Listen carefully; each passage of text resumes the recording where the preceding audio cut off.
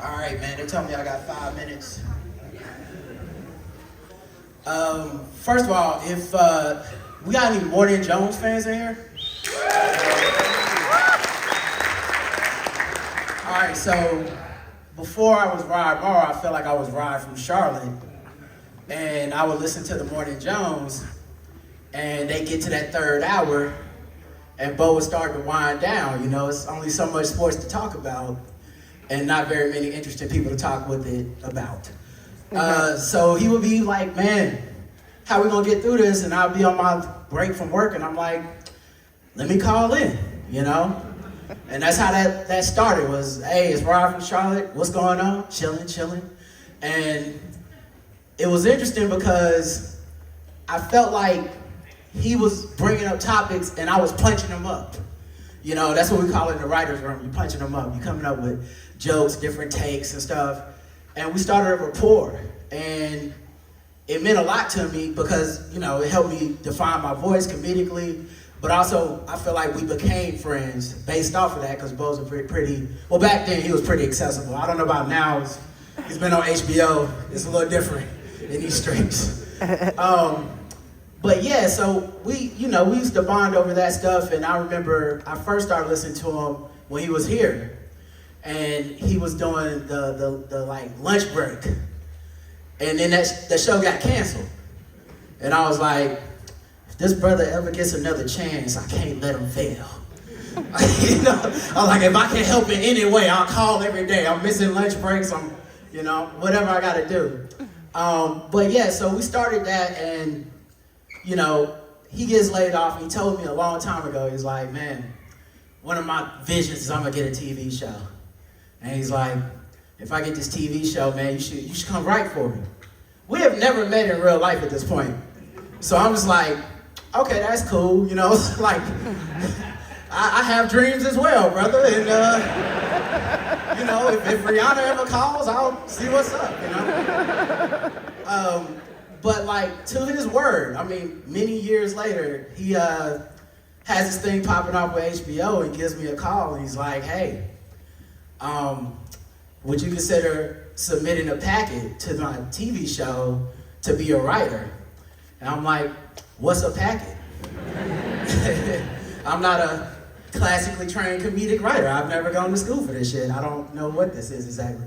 Oh wait, can we curse? Am I too late on that? My bad. Sorry, everybody. But yeah, so he says, you know, submit the packet. I can't promise you nothing. Like, we're gonna have some bad comedic veterans. We're gonna have late night TV show people that's just, they've been waiting their whole life to get a black man sports late night HBO TV show credit. So, you know, it's like going into American Gladiator. I can't promise you coming out of this, but I give you a shot. And so I submitted, and you know, it was kind of funny because I'm a very confident person, and I was like, what am I gonna do when I get this? Because from my understanding, I have to move to New York for a couple of years. And I kind of like Carolina, you know? This is kind of dope to me. This ain't my dream. But once again, man, I was like, if I can help in any way, I'm never gonna, you know, let Bo be out there. I just imagine some worse writer that's not as funny, telling Bomani not to be funny or not to say stuff, you know? And I was like, okay, I gotta do this.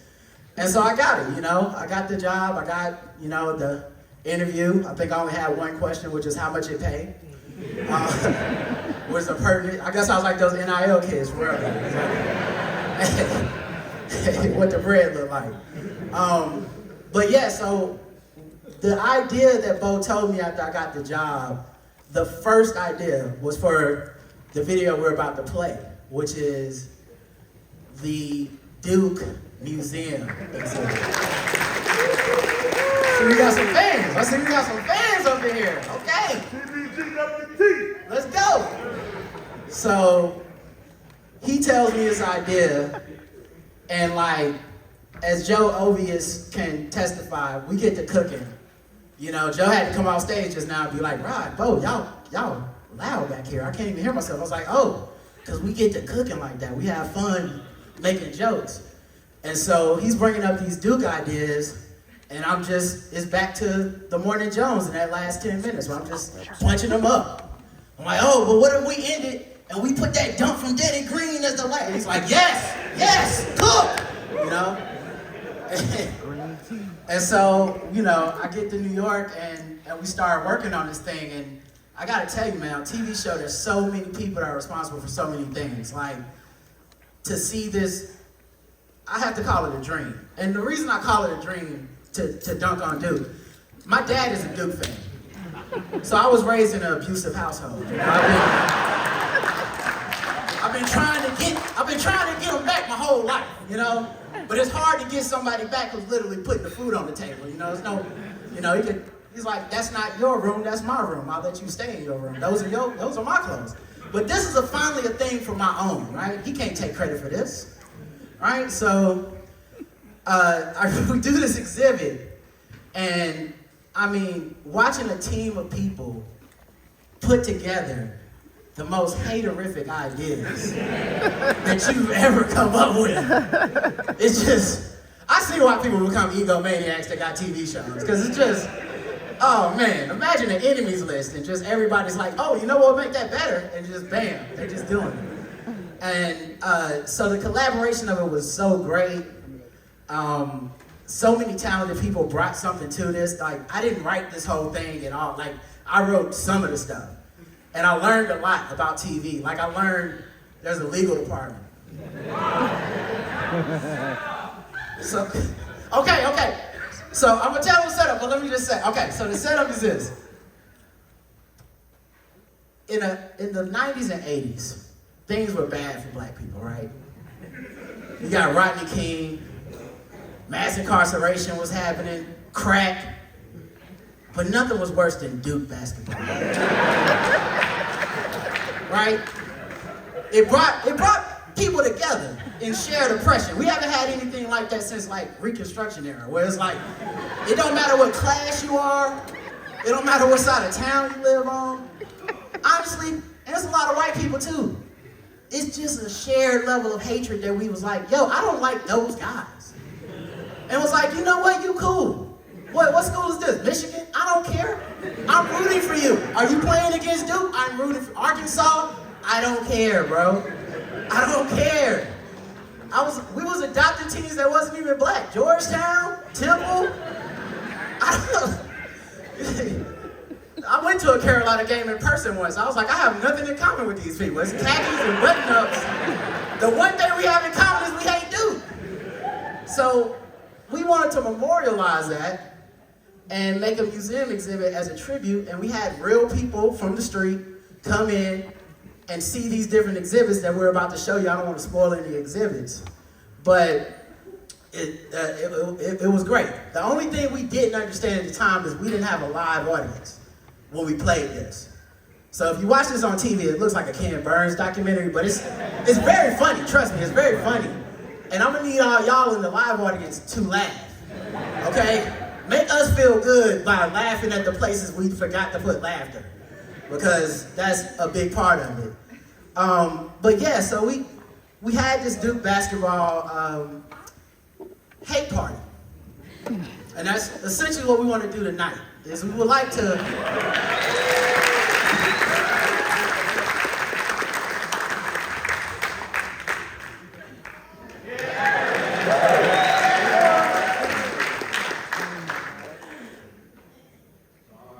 If it's okay with all of y'all, I think we would like to hate together. America needs to come together again. And I'm not gonna lie, these new Duke kids are hard to hate. They seem cool to me. But we can always hate on the memories. Okay, Wojo slapping the floor like he the only motherfucker ever played basketball hard. You're a hobbit, sir. And as I said, I did learn a lot about TV, like the legal department. Like, you can't say legally that Coach K faked the back injury.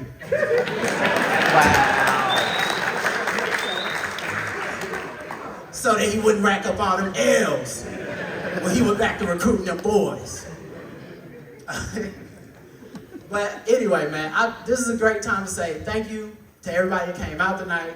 Thank you to Bomani for giving me the opportunity to hate. I'm sure my dad is watching this, and he will be watching it later. I'm going to definitely send him the link.